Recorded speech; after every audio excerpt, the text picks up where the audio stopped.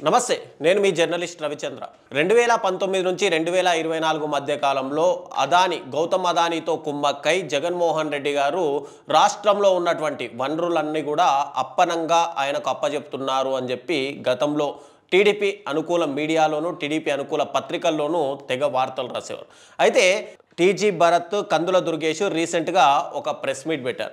ఆ ప్రెస్ మీట్లో కొంతమంది విలేకరులు ఒక ప్రశ్న వేశారు. ఏంటి గతంలో గౌతమ్ అదానికి అప్పనంగా భూములు అప్పజెప్పారు అని చెప్పి ఇప్పుడు ఆర్థిక శాఖ మంత్రిగా ఉన్నటువంటి పయ్యావుల కేశవే చెప్పారు కదా, మరి ఇప్పుడు గౌతమ్ అదానికి సంబంధించి డాటా సెంటర్కు 480 ఎకరాలు మీరు ఎలా ఇస్తున్నారు అని చెప్పి వాళ్ళు జర్నలిస్టు ప్రశ్నిస్తే ఇక్కడ మొదట కందుల దుర్గేష్ టీజీ భరత్ ఒకరి ముఖం ఒకరు చూసుకొని పరువు పోతుందనే ఉద్దేశంతో వాళ్ళిద్దరూ కూడా డైవర్ట్ చేసే ప్రయత్నాలు అయితే చేశారు. వాళ్ళు ఏం మాట్లాడారు అనేది ముందుగా మీరు ఈ క్లిప్ లో చూడండి. పయ్యావుల కేసులు ఆయనే చెప్పాడు, జగన్మోహన్ రెడ్డికి 5,000 కోట్ల రూపాయలు గౌతమ్ అదాని లంచం ఇచ్చాడు అని చెప్పేసి. అది పెద్ద దుమారం వచ్చింది అమెరికాలో. పెద్ద కాదండి, ఇప్పుడు పర్టికులర్గా అదానీ గారికి ఆయనతో కలిసి చేసుకున్నటువంటి ఒప్పందం కానీ లేకపోతే ఆయనతో కలిసి చేయబోయేటువంటి కార్యక్రమంలో కానీ ఎక్కడన్నా మీకు ఆ రకమైనటువంటి అవినీతి కనబడితే అప్పుడు వీఆర్ క్వశ్చనబుల్. ఇప్పుడు అది పర్టికులర్గా మీరు జనరలైజ్ చేసేసి నాకు అది వినండి, నేను అది గతంలో సంగతి కదా ఆయన చెప్పింది. చెప్పినా నేను చెప్పేది వినండి. ఇవాళ ఆ రోజు జరిగినటువంటి ఒప్పందంలో జరిగిన అవినీతిని కేశవ్ గారు చెప్పారు. ఇవాళ మేము టేకప్ చేసినటువంటి కార్యక్రమంలో లేకపోతే ఇవాళ అదానీ గారు ఏదైనా ప్రోగ్రామ్ టేకప్ చేస్తుంటే దానికి సపోర్ట్ చేస్తే అక్కడ అందులో ఆ పర్టికులర్ కేసులో మీకు ఎక్కడన్నా లూప్ హోల్ కనబడితే అది అడగాలి. దానికి మేము ఆన్సరబుల్.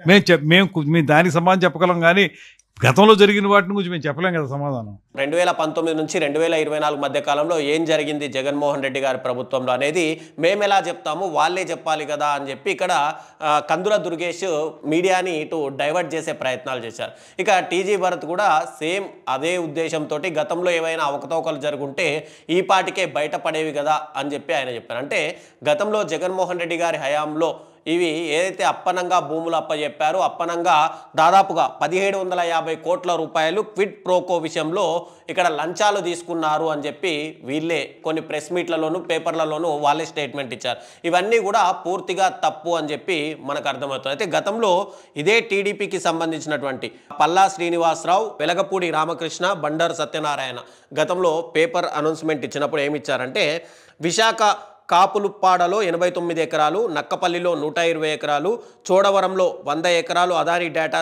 కంపెనీకి విక్రయించడంతో క్విడ్ ప్రోకో దాగి ఉంది. అదానీ గ్రూపు మొదలు ఆ భూమి విలువలో 10% చెల్లించేలా, ఆ తర్వాత 3 నుంచి 7 ఏళ్లలోపు మిగతా మొత్తం ఇచ్చే విధంగా ఒప్పందం చేసుకోవటం ఏంటి? జగన్ అదానీ కుమ్మకుకు ఇదే నిదర్శనం అని చెప్పి ఒక పేపర్లో స్టేట్మెంట్ ఇస్తే అది టీడీపీ అనుకూల మీడియాకు సంబంధించినటువంటి ఒక పేపర్లో దాన్ని హైలైట్గా చేస్తూ వార్తలు అయితే వేశారు.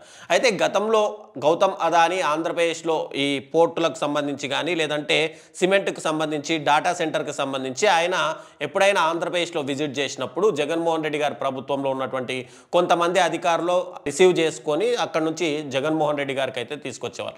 అప్పుడు పేపర్లలో ఏం రాశారంటే లోపల ఏదో లావాదేవీలు జరిగాయి దాదాపుగా, అంటే రాష్ట్రంలో ఉన్నటువంటి పోర్టులు కానీ లేదంటే సిమెంట్ కానీ ప్రాజెక్టులు కానీ అన్నీ కూడా అదానికి అప్పజెప్పే ప్రయత్నాలు చేస్తున్నారు. ఇది మొత్తంగా దాదాపు కొన్ని కోట్ల రూపాయలు జగన్మోహన్ రెడ్డి గారి అకౌంట్లోకి పడుతున్నాయి అని చెప్పి కూడా ఇదే మీడియా రాసింది. అయితే అటు గౌతమ్ అదానీతో పాటు ఆయన కొడుకైనటువంటి కరణ్ అదానీ కూడా ఆంధ్రప్రదేశ్ రాష్ట్రానికి వచ్చారు. మరి వాళ్ళిద్దరూ కూడా చంద్రబాబు నాయుడు తోటి అటు లోకేష్ తోటి ఇద్దరితోటి కూడా భేటీ అయ్యారు. ఈ భేటీలో సంబంధించి ఆయన బయటకు వచ్చిన తర్వాత ఈ పోర్ట్లకు సంబంధించి డాటా సెంటర్కి సంబంధించి అలాగే ఆయన సిమెంట్ పరిశ్రమలకు సంబంధించి ఇవన్నీ కూడా ఒక ట్వీట్ చేస్తూనే దాంట్లో కూడా అమరావతికి సంబంధించి ఒక ట్వీట్ అయితే ఇక్కడ గౌతమ్ అదానీ చేశారు.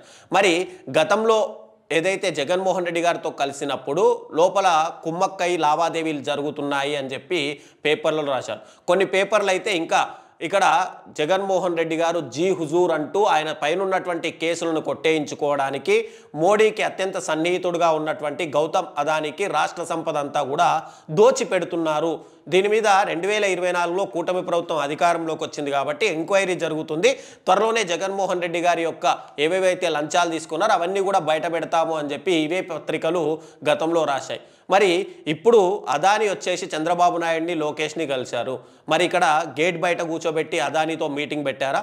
లోపల సకల లాంఛనాలు చేసే కదా మీరు మీటింగ్ పెట్టుంటారు. మరి ఈ మీటింగు ఎన్ని కోట్ల రూపాయల ట్రాన్సాక్షన్ ఇద్దరి మధ్య జరిగింది?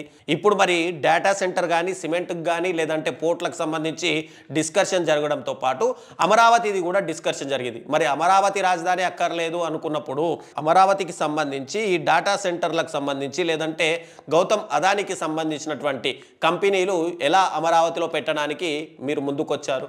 మరి ఎన్ని వందల కోట్ల రూపాయలు ఈ డేటా సెంటర్లకు కానీ లేదంటే ఈ విషయంలో ఇక్కడ గౌతమ్ అదాని ప్రభుత్వము కుమ్మక్కయింది అనే విషయం ప్రతి ఒక్కరూ తెలుసుకోవాల్సిన అవసరం ఉంది.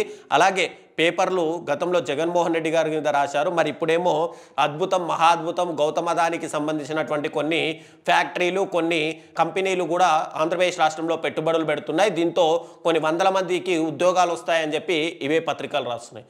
అంటే అక్కడ జగన్మోహన్ రెడ్డి గారు అదానితో కలిస్తేనేమో విధ్వంసం, ఆయనపై ఉన్నటువంటి కేసులు కొట్టేయించుకోవడానికి అని చెప్తున్నారు.